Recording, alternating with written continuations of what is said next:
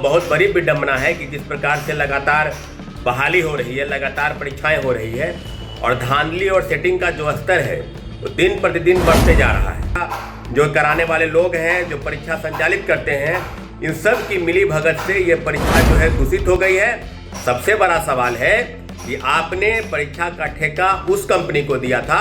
जो company black listed थी। Mafia, शिक्षा माफिया, कोचिंग माफिया और बड़े बड़े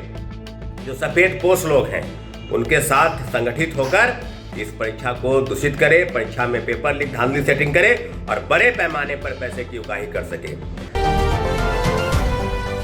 नमस्ते, नमस्कार साथियों, जय हिंद। बीपीएससी एडीओ की जो परीक्षा थी, जो विगत 14 अप्रैल से लेकर और 21 अप्रैल तक परीक्षा संचालित हुई, उस परीक्षा को बीपीएससी ने रद्द कर दिया है। साथियों, बहुत बड़ी विडंबना है कि जिस प्रकार से लगातार बहाली हो रही है, लगातार परीक्षाएं हो रही है और धांधली और सेटिंग का जो स्तर है वो दिन प्रतिदिन बढ़ते जा रहा है। आए दिनों आप पढ़ते होंगे कि जितनी भी परीक्षाएं बिहार में संचालित होती है और बिहार द्वारा जितनी भी परीक्षाएं बिहार के अलावा दूसरे राज्यों में भी होती है, तो कहीं ना कहीं उसका तार जो है बिहार से जुड़ा होता है, ये आप मान के चलिए। और कल जो एडीओ की परीक्षा रद्द हुई है, बीपीएससी ने एक प्रेस रिलीज जारी किया, उसमें स्पष्ट तौर पर उसने कहा कि परीक्षा की जो शुचिता है, परीक्षा के जो ट्रांसपेरेंसी है, उसमें कहीं ना कहीं इस तरह की चीज़ें हुई। और मुझे लगता है कि सैकड़ों अभ्यर्थी जो हैं, सैकड़ों सेटर, सैकड़ों परीक्षा जो कराने वाले लोग हैं, जो परीक्षा संचालित करते हैं, इन सब की मिली भगत से ये परीक्षा जो है दूषित हो गई है। इन सब चीज़ों को लेकर 14 अप्रैल से लेकर 21 अप्रैल तक होने वाली परीक्षा को रद्द किया जाता है। सवाल ये नहीं है कि परीक्षा रद्द करना, सबसे बड़ा सवाल है कि आपने परीक्षा का ठेका उस कंपनी को दिया था जो कंपनी ब्लैक लिस्टेड थी।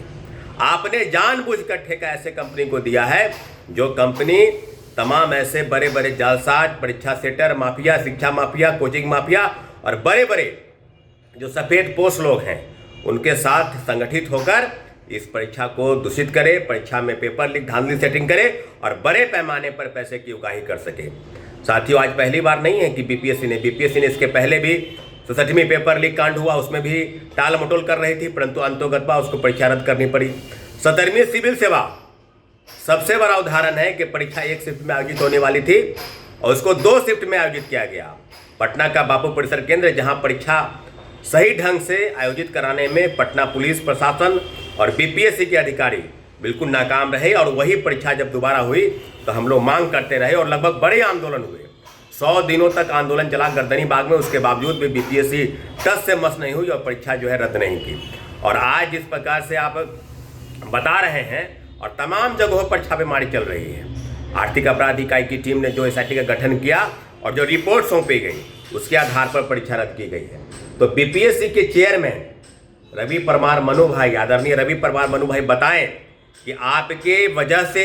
या बीपीएससी के किन अधिकारियों की वजह से या कौन कौन लोग शामिल हैं, अगर एसआईटी का गठन हुआ है और जांच की रफ्तार अगर वाकई में खुली छूट अगर आर्थिक अपराध इकाई को मिलती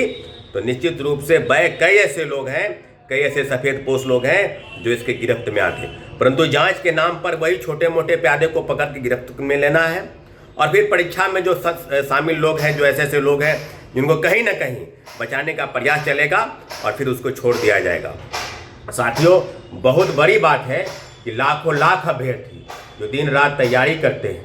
दिन रात अपने सपनों को बुनते हैं कि चलो इस बार परीक्षा में किसी प्रकार से मेरिट के दम पर परीक्षा पास कर लेंगे और सरकारी नौकरी करके इस राज्य की सेवा करेंगे। लेकिन जिस प्रकार से एडीओ यानी सहायक शिक्षा विकास पदाधिकारी के पेपर लीक हुए, कई जगह से गिरफ्तारी हुई, पटना, मुंगेर, भागलपुर और मुझे लगता है कि कई ऐसे जिले हैं जहां पहले से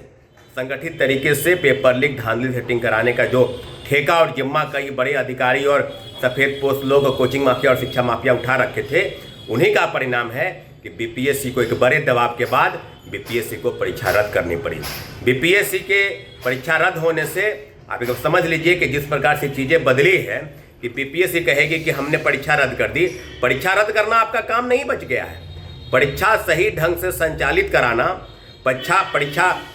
ट्रांसपेरेंसी के साथ आयोजित हो जाए, वो प्रकाशित करना और पूरी बहाली प्रक्रिया पूरी करना,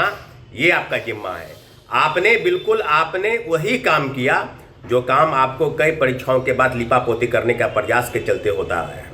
चेयरमैन रवि परमार मनु भाई क्यों नहीं इस्तीफा दे देते? अगर आपसे सही ढंग से परीक्षाएं संचालित नहीं होती है तो आप इस्तीफा देकर चले जाइए। लेकिन हम कहेंगे कि मुख्यमंत्री जो नए मुख्यमंत्री बने श्री सम्राट चौधरी, उनके दिशा निर्देश पर कहीं ना कहीं परीक्षा जो दूषित हुई है एडीओ की परीक्षा, उसको रद्द करने का फैसला किया गया है। तो बिहार के लाखों लाख युवा नौजवान अभ्यर्थियों की तरफ से बिहार के मुख्यमंत्री को बहुत बहुत धन्यवाद कि आपने इतने महत्वपूर्ण फैसले लिए कि एडीओ की परीक्षा जो बीपीएससी कह रही थी, बीपीएससी ने पहले भी एक प्रेस रिलीज जारी किया था, उन्होंने कहा कि किसी को नहीं छोड़ेंगे, जो भी परीक्षा को दूषित करने का प्रयास करेगा। तो फिर क्यों नहीं?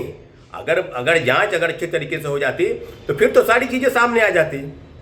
तो मुझे लगता है कि बीपीएससी की बिना मिली भगत के ये संभव नहीं है। बीपीएससी के चेयरमैन तुरंत इस्तीफा दें और नए मुख्यमंत्री जी को चाहिए कि एसआईटी को खुली छूट दे कि कौन ऐसे लोग हैं जो बीपीएससी ही नहीं, राज्य के तमाम ऐसे परीक्षाओं में शामिल होकर अभ्यर्थियों को गुमराह करके और जितनी भी चीज़ें हैं पेपर लीक धांधली सेटिंग में संलिप्त होते हैं, उनके खिलाफ कठोर कानूनी कार्रवाई की जाए। ऐसे खुली छूट मिलनी चाहिए। एक बार फिर से लाखों लाख अभ्यर्थी की तरफ से बिहार के मुख्यमंत्री श्री सम्राट चौधरी जी को बहुत बहुत धन्यवाद कि आपने एडीओ की परीक्षा रद्द कराने का जो फैसला किया है, इसके लिए बहुत बहुत धन्यवाद। गोल, जहां 28 वर्षों के सफर में 18,000 से भी अधिक छात्रों ने डॉक्टर एवं इंजीनियर बनकर सफलता की ऊंची उड़ान भरे है, जहां साधारण छात्र भी बिहार एवं झारखंड टॉपर बनकर बड़ा इतिहास बना रहे हैं। दूरदर्शी शिक्षाविद श्री विपिन सिंह के मार्गदर्शन में मेडिकल एवं इंजीनियरिंग के लाखों छात्रों के लिए आशा की किरण के रूप में गोल, द रिजल्ट फैक्ट्री